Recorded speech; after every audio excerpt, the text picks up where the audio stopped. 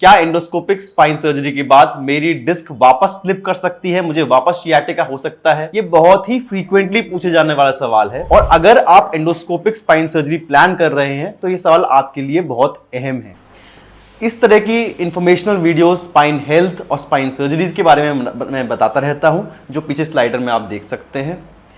अगर आप ये वीडियो देखते हैं तो आई एम श्योर कि आप साइंस में विश्वास रखते हैं और मैं भी कोई झाड़ फूक वाला डॉक्टर नहीं हूं। स्लिप डिस्क क्या होती है, स्लिप डिस्क क्यों होती है और इसकी ट्रीटमेंट कैसे होता है, इसके पीछे भी साइंस है। तो इसको डिटेल में साइंटिफिकली समझने के लिए मैंने इसको 5 पार्ट्स में डिवाइड किया है। नंबर 1 की नॉर्मल डिस्क कैसी होती है। नंबर 2 आपको स्लिप डिस्क क्यों ही है, क्योंकि हर कोई इंसान को स्लिप डिस्क तो नहीं होती है। हम स्लिप डिस्क की सर्जरी में क्या करते हैं। चौथा, आप क्या प्रिकॉशंस लें ताकि आपको स्लिप डिस्क वापस से सर्जरी के बाद ना हो जाए और आपके सर्जन को किन चीजों का ध्यान रखना चाहिए ताकि वो आपकी स्लिप डिस्क को रिकरेंस ना हो। Hi, I am doctor Dhruv Sharma. I have trained in spine surgeries from All India Institute of Medical Sciences, AIIMS, New Delhi, and my expertise is in doing endoscopic spine surgeries. सबसे पहले समझेंगे कि एक नॉर्मल डिस्क कैसी होती है। नॉर्मल डिस्क के 2 हिस्से होते हैं, एक अंदर का जिसको हम कहते हैं न्यूक्लियस पल्पोसस और एक बाहर का जिसको हम कहते हैं एन्युलस फाइब्रोसस। जो न्यूक्लियस पल्पोसस अंदर का हिस्सा है वो जेल जैसा होता है और एक शॉक एब्जॉर्बर की तरह काम करता है, और जो बाहर का हिस्सा है एन्युलस फाइब्रोसस वो हार्ड होता है और वो एक स्ट्रक्चरल सपोर्ट देता है। किसी भी कंडीशन में अगर एन्युलस फाइब्रोसिस में क्रैक डेवलप हो जाते हैं या टीयर्स डेवलप हो जाते हैं तो अंदर का जेल बाहर लीक कर जाता है, बाहर स्लिप कर जाता है और इसी को हम स्लिप डिस्क कहते हैं। अगर ये डिस्क स्लिप इस पोजीशन में है जो पीछे पड़ी हुई नसों को प्रेस करता है तो हमें पूरे टांग में रेडिकुलर पेन होता है जिसको हम सियाटिका कहते हैं। अब हम समझते हैं कि आपको स्लिप डिस्क क्यों हुआ है। हर रोड पर चलने वाले इंसान को तो स्लिप डिस्क नहीं होता है, तो इसमें कई सारे फैक्टर्स होते हैं जो रिस्पॉन्सिबल होते हैं स्लिप डिस्क होने के लिए। सबसे पहले आता है लाइफस्टाइल फैक्टर, कि आप सेडेंटरी काम तो नहीं करते हैं, आपकी लाइफ सेडेंटरी तो नहीं है। अगर सेडेंटरी है, ज़्यादा एक्टिविटीज़ नहीं है, तो आपकी कोर मसल्स जो हैं वो वीक रहेंगी, जो एक स्लिप डिस्क का बहुत इंपॉर्टेंट फैक्टर है। क्या आपका काम प्रोलॉन्ग्ड सिटिंग तो इन्वॉल्व नहीं करता है। जनरली जो आजकल आईटी कंपनीज या आईटी वर्कर्स होते हैं, आईटी प्रोफेशनल्स होते हैं, उनके अंदर सेडेंटरी प्रोलॉन्ग सिटिंग देखी गई है। क्या आपका बैठते वक्त बैड पोस्चर तो नहीं रहता है, क्योंकि ये एक बहुत इंपॉर्टेंट रीजन होता है स्लिप डिस्क का। क्या आप डेली बहुत ज़्यादा ड्राइविंग तो नहीं करते हैं, तो उसके अंदर एक लंबी सिटिंग की वजह से स्लिप डिस्क हो सकता है। दूसरा इंपॉर्टेंट फैक्टर होता है कोई आपको चोट लगने की वजह से स्लिप डिस्क हो सकता है, या अगर आप जिम जाते हैं तो lifting heavy weights in wrong position की वजह से भी आपको स्लिप डिस्क हो सकता है।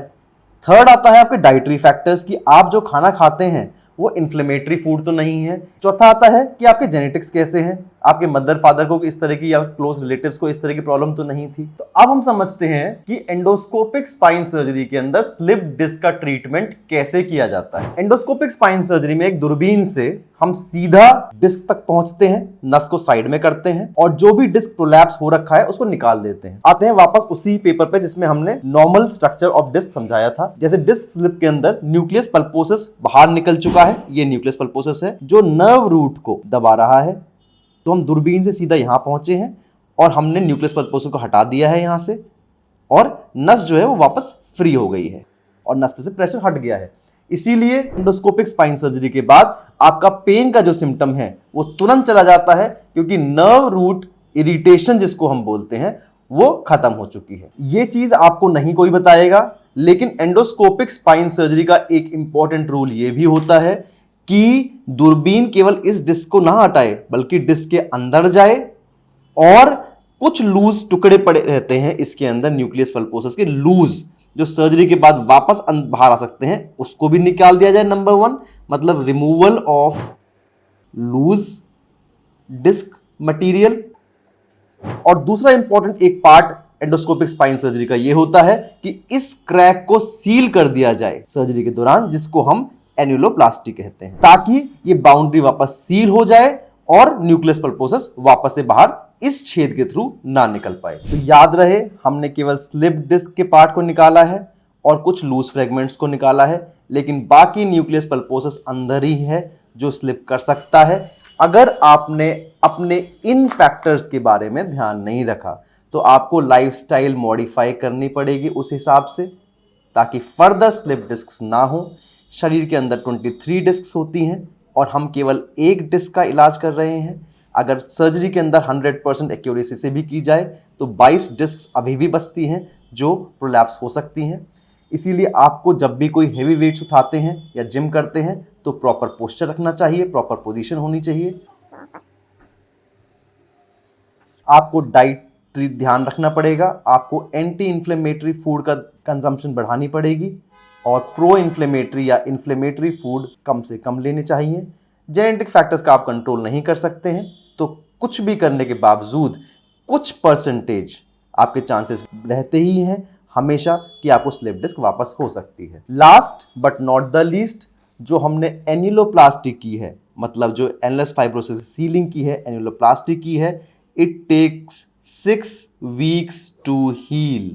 तो इस इनिशियल 6 वीक्स के अंदर पोस्ट सर्जिकली आपको प्रिकॉशंस का ध्यान रखना है, जिसके अंदर शामिल होता है कि आपको आगे नहीं झुकना है, भारी सामान नहीं उठाना है। उस तरह का जॉब है जिसके अंदर ये एक्टिविटीज इन्वॉल्व हैं तो 6 वीक्स के लिए नहीं करनी है। सर्जरी के बाद अपने सर्जन की एडवाइस से प्रॉपर रिहैबिलिटेशन प्रोटोकॉल फॉलो करना। तो वापस घूम फिर के उसी सवाल पे आते हैं, क्या एंडोस्कोपिक स्पाइन सर्जरी के बाद मुझे स्लिप डिस्क फिर से हो सकती है? हाँ, रिसर्चर्स कहती हैं कि 5 से 10% केसेस के अंदर स्लिप डिस्क की सर्जरी के बाद स्लिप डिस्क रिकर कर सकती है। तो आपके सर्जन किस चीज का ध्यान रखें कि आपकी स्लिप डिस्क रिकर ना करे? वही 2 चीजें, एक तो ये है कि उनको एंडोस्कोप अंदर डाल के लूज फ्रेगमेंट्स बाहर निकालने होते हैं, उस चीज का ध्यान रखें, और सर्जरी खत्म होने से पहले एन्युलोप्लास्टी कर दे, मतलब एनलेस फाइब्रोसिस जो डिस्क की बाउंड्री बनाता है उसको वेल्ड कर दे। लास्ट सवाल, आपको किस चीज का ध्यान रखना है ताकि आपकी स्लिप डिस्क वापस से रिकर ना करे? कि एनलेस फाइब्रोसिस को टाइम दें हील होने का, मतलब 6 हफ्ते के लिए आपको प्रिकॉशंस लेने हैं, आगे झुक के काम नहीं करना, भारी सामान नहीं उठाना है। जॉब पे ज्वाइन करने से पहले अपने डॉक्टर से जरूर सलाह ले लें। दूसरी बात, थोड़ी लाइफस्टाइल के अंदर मॉडिफिकेशन करनी पड़ेगी लॉन्ग रन के अंदर,